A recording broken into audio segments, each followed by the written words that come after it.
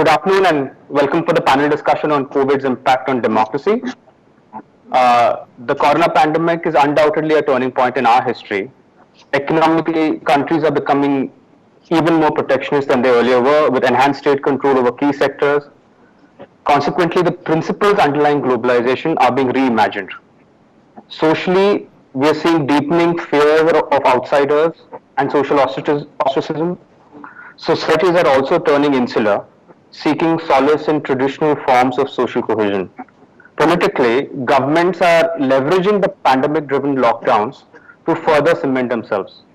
On one hand, they are extending absolute control over parliaments, courts, financial institutions, the police, the bureaucracy. On the other hand, they are circumscribing the political opposition. This has happened in Hungary, Israel, America, and now India. And finally, geopolitically, the pandemic has led to a greater assertion of national sovereignty, further straining of existing multilateral institutions. Clearly, the world is on the cusp of a major reorientation because of COVID. Given this, the topic today is extremely relevant. We are extremely privileged to host Professor Manoj Jha, Member of Parliament and National Spokesperson for the Rajya Janata Dal, Professor Neera Chandoke, noted political theorist, author and retired professor from Delhi University, and Salil Shetty, former Secretary General of Amnesty International and Director of the UN Millennial Campaign. Professor Jha, before we begin, do you feel that the opposition parties today are being undermined during this pandemic? And if so, what exactly is happening? Pushparaj, in fact, let me tell you, can you hear me now? Yes, we can, sir. You know, this pandemic, when it started unfolding, I don't wish to go into the life trajectory of this pandemic and how it unfolded in my country, because unfortunately till 23rd of March, my parliament continued. And I wish to draw your attention and the attention of my panelists who they know. They all know. On 18th of March, some of my Trinamool Congress members, they had worn a mask and they were ridiculed. We didn't know even till then that this ridicule actually has a design. We in fact knew that the Madhya Pradesh government was on the trajectory of changing the very government, unsettling the very government. You know, it was started with a kind of political consensus, and all of us agreed.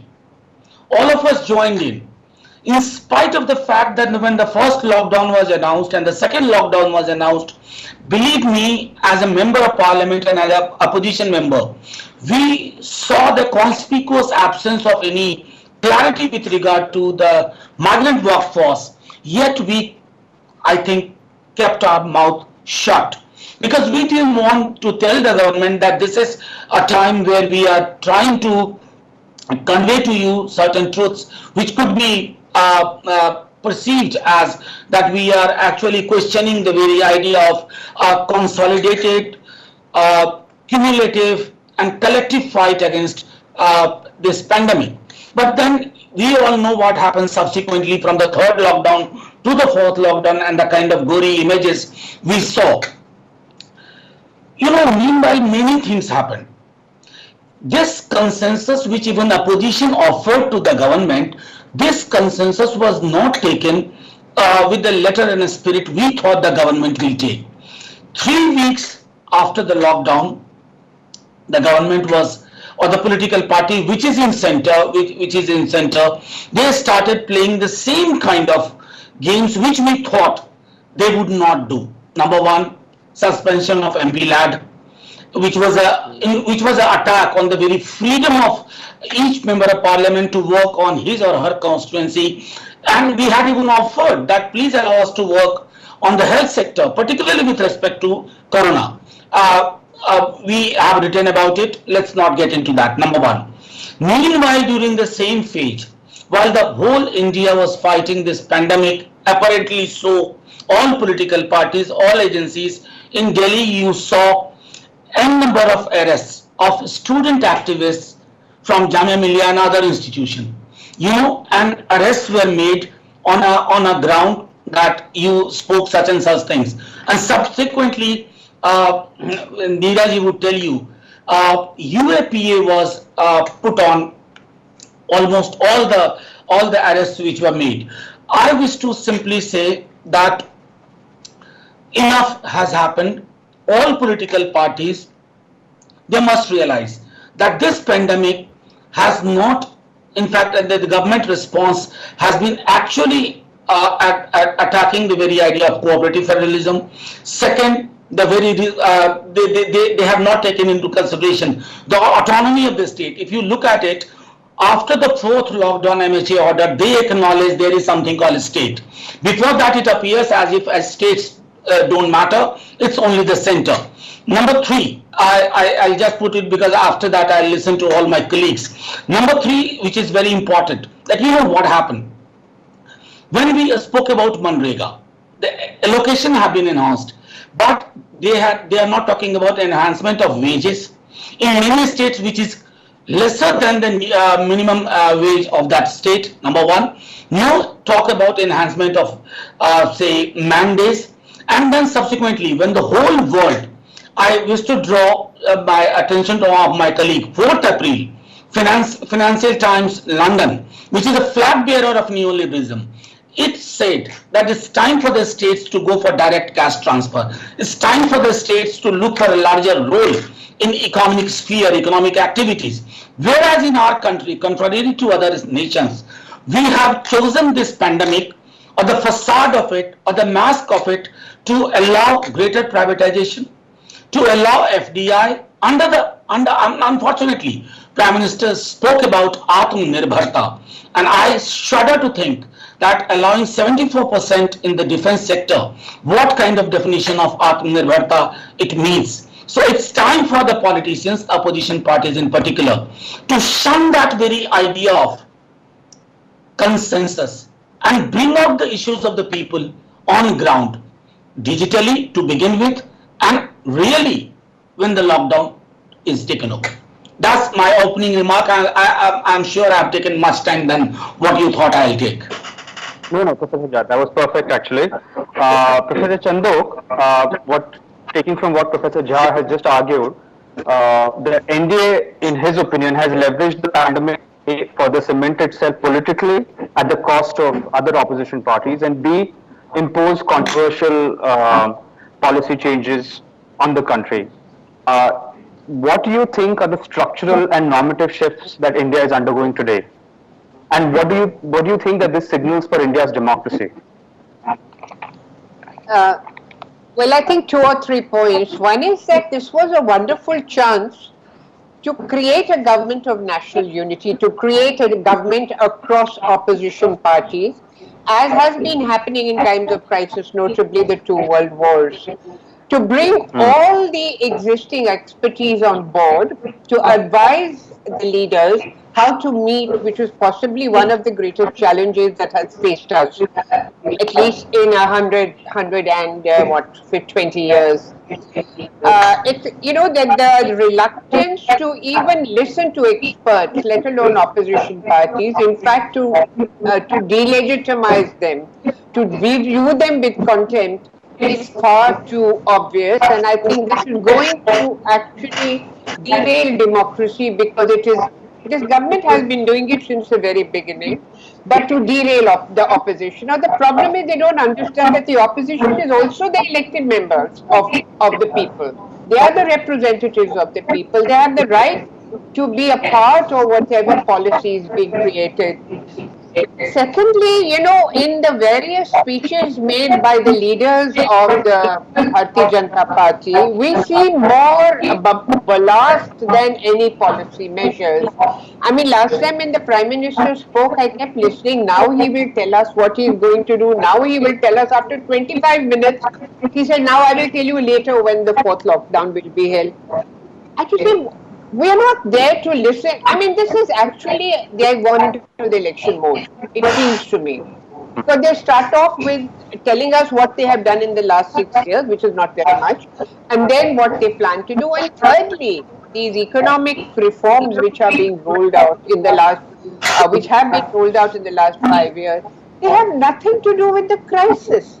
Can someone please tell me what they have to do with the current crisis? I mean, every single expert, national, international, has said money into the migrants' hands. You're seeing a major tragedy. You're seeing actually a humanitarian crisis, and they just refuse to do it. They're talking about privatization of airports at this time and this place. I mean, I can't understand what the priorities are. Your people are dying in front of you, and you're talking about handing over airports to private capital. I mean, you can do it. You can do what you want to have a majority, but not at this time, surely. So I'm very unhappy because I think they are not addressing the situation. That is my unhappiness. They've lost an Yep. opportunity to bring people on board. I mean, Thomas Piketty from France said, put money in their hands. Raghuram Rajan said, I'm ready to come back to India and work for them. No, I don't know who's advising them. It's quite a messy job. That's what I'll say for the moment. Well, thank you, Professor Chandoke.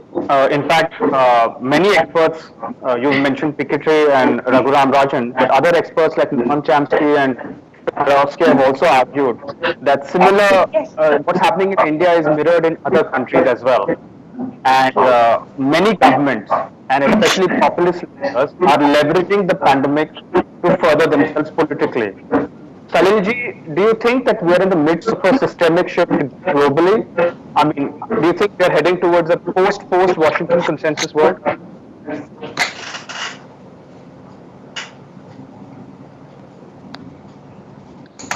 I think your audio.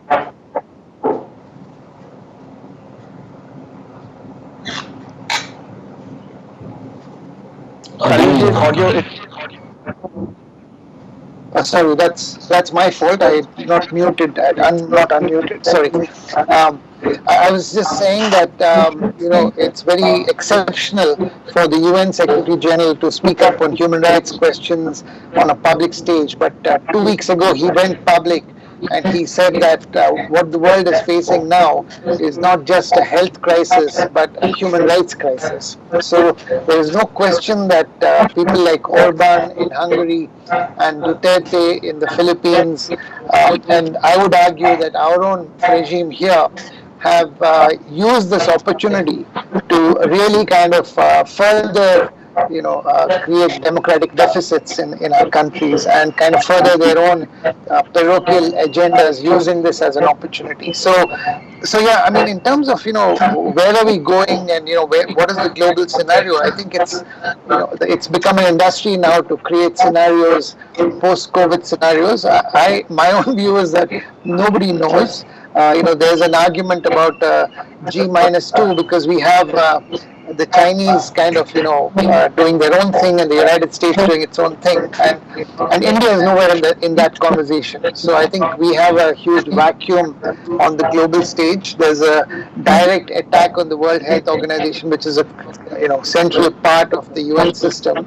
So what the elephants are fighting, China and the United States, and then we are, and the rest of us are all going to be suffering from this battle, I think. But if I can Pushparaj say one or two things about the Indian context. So, because obviously we can come back to the international aspect as well.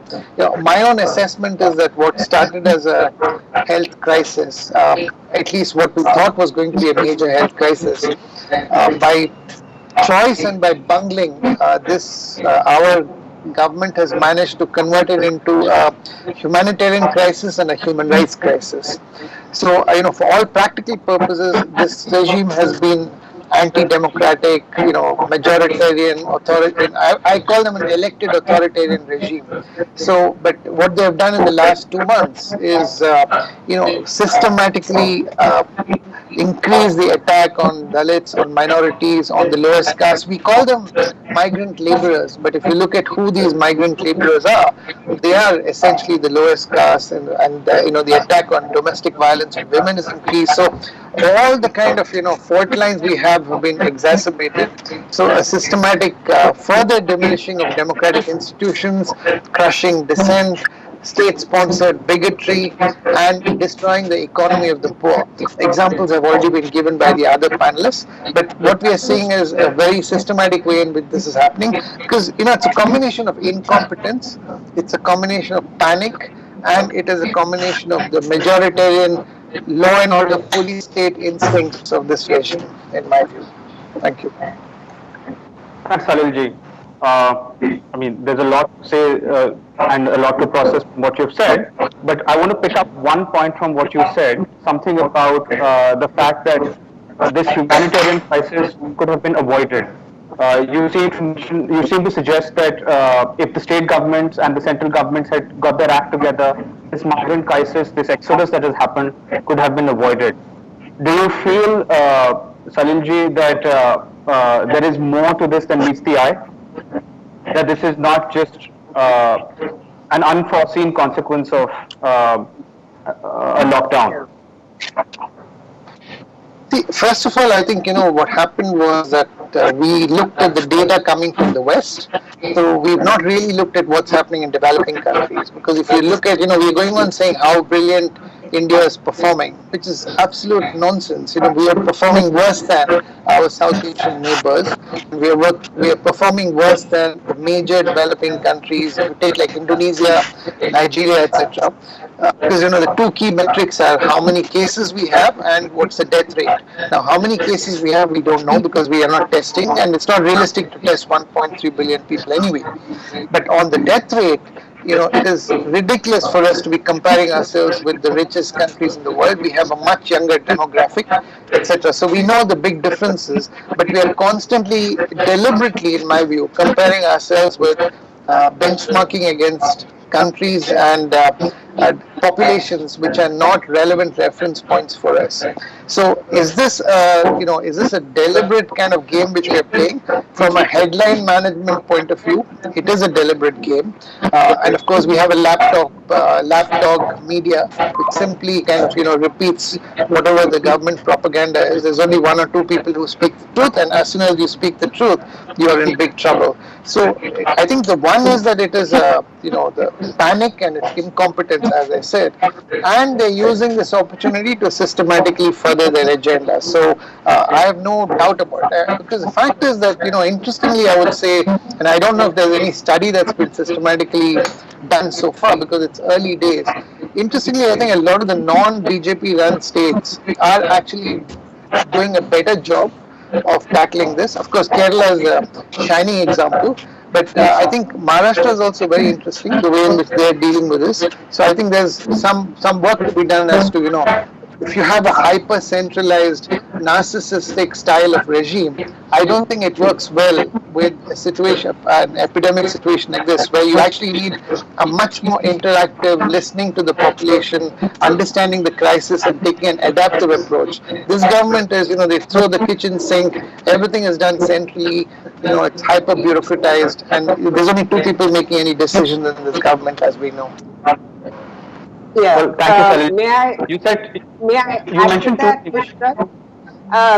Across the world, we see this phenomena of executives completely suspending parliaments and even the judiciary. Netanyahu has done it in Israel, Putin has done it in Russia, Orban has done it in Hungary, and of course Bolsonaro has done it in Brazil. Now, in a way, they have given themselves the kind of power that dictators did not give themselves even during the wars. Because they have, for example, the president of Israel has not only suspended the judiciary, he has put off the cases that were filed against him for corruption. Bolsonaro has completely suspended all representative institutions. So it strikes me that this phenomena of the executive looming large over parliaments and completely appropriating the power of every organ of government is confined to a phenomena we call right-wing populism. Because you do not see this in the case of Germany, and Angela Merkel has done very well, and the president of New Zealand. Because they do not fall within the populism, but this whole nature of populism, and he used the right word, Mr. Shetty, narcissistic completely, we know it all, and swinging people by their empty rhetoric. And what is bothering me of course, it was mentioned that communalism has made, right at the center of it all is communalism. And what is bothering me is, I live in a colony in South Delhi, not far from where you stay, Pushparaj. I'm in defense colony. The kind of authoritarianism that is being exercised by the RWAs. I mean, there was a time Sheila Dikshit introduced this whole notion of bhagidari. Everybody, I mean, you are told what to do, where to do, and then they will photograph people, they'll put them on the wall. Ye ho kya raha hai? I think actually the nastiest streams of our society have been unearthed during this pandemic. We are not only communal, and the middle class colonies are very, very communal. We are also very authoritarian. We've all become, in the words of the Bible, our brother's keeper. I mean, we've all become a microcosm of what things are at the top. And there comes a point when you say, what is this business of naming and shaming? We know what we're doing. Of course, we're all law-abiding citizens. We don't do. But we didn't trap and we didn't bang thalis. I mean, my brother and I, we live in a one house. We're not going to do it. And suddenly we find neighbors saying, why didn't you? Why should we do it? We're not going to do it. So in a way, I think we're going to come out worse than before. We are not a very humanitarian society. And I have heard some terrible things being uttered about the migrants by perfectly families and friends, and even in the news, and even in television anchors, the kind of things they are saying, some of them, that we're actually going to come out as a very, very terrible society. I'm really worried about what we've become. Well, yes, ma'am. I mean, what you're saying is actually something all of us have been feeling. I want to go back to something which Salil ji said and again Professor Jha right now. He spoke about headline management and narcissism. I mean, the current leadership that this country has, especially the Prime Minister, has often projected strength and, the idea that let us moi, the state is I. So that personalization of the pandemic and the triumph of the symbolic, that is something that has characterized this government for the last 6 years, and especially now. Professor Jha, do you think that the India government's response to the pandemic is lacking in substance? I'll tell you, Pushparaj ji, I was listening to my colleagues, Salil ji and Professor Chandoke. I would give it to my Prime Minister that he can capitalize on anything, including a pandemic. He can build up anything, including a pandemic. And his response to pandemic has been grossly unscientific. I say this, all acts of solidarity, that's all fine. But when you are fighting a pandemic, you need to have a scientific approach. I come from a state where many doctors they don't have PPE. They use gamcha and they work. Instead of addressing those issues, Mr. Prime Minister did precisely what he is good at. And in fact, I would again say that he gets away with it. Number one. Number two, a majoritarian ethos, what Professor Chandoke was offering, authoritarianism, that has become part of my society. I can't blame only Prime Minister. We have become one like that. I'll just quote, at the risk of crossing the line of contempt of court. One lawyer, pro-people lawyer, approaches the court about wages to the migrant workforce. And the courts had the audacity to say that when they are getting free food, what is the use of wages? So wages and food, they were equated. I don't know where in the world you will get such kind of wisdom from the highest court of the land, number one. Number two, the other day, a prayer was with regard to sensitizing the state about migrant workforce. The highest court of the land, with which we have lots of hope, the highest court of land said that if people sleep on track, they move out, what can we do? The prayer was not for that. The prayer was for sensitizing the state to take care of the migrant workforce. Now, the third thing which Prime Minister did not touch base with or chose to ignore, and brazenly so, that the pandemic is not first gender neutral, class neutral or caste neutral. We have all seen, when you look at the plight, it does not, I mean, his entire approach, I would tell you, Pushparaj Ji, while addressing the nation on different occasions, was addressing the concerns of 10% of our population. His metaphor, the simile he used, it was not meant for others. And frankly, the last point I'll tell you, why I blame my political establishment.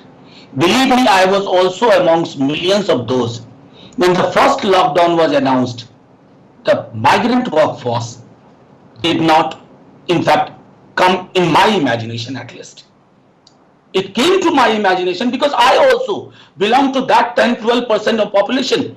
When Prime Minister asked, stay home, stay safe, we never realized that the idea of home is not a privilege of only middle class or upper middle class. The home is a psychological space apart from being a physical space, and that applies to migrant workforce जो कि गुड़गांव में 10 by 10 के कमरे में 20 लोग रहते हैं.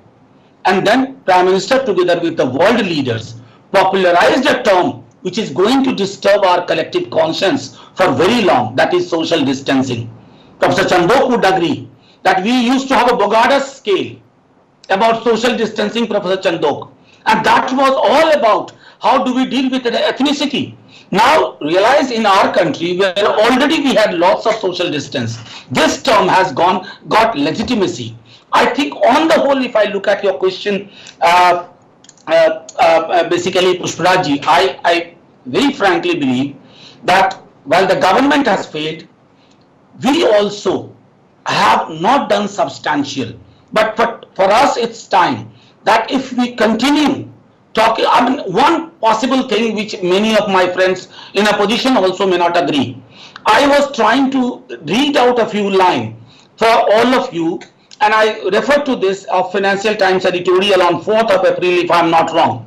Radical reforms reversing the prevailing policy direction of the last 4 decades will need to be put on the table. Governments will have to accept a more active role in the economy. They must see public services as investment rather than liabilities and look for ways to make labor markets less insecure. What have we done? Quite the contrary. Now, labor laws are being decimated. You have seen how the financial package, the stimulus package, which I believe is an oxymoron itself. Now, I believe this is what it has done to the political discourse in last few days. That's all I had to say, Pushparaj Ji.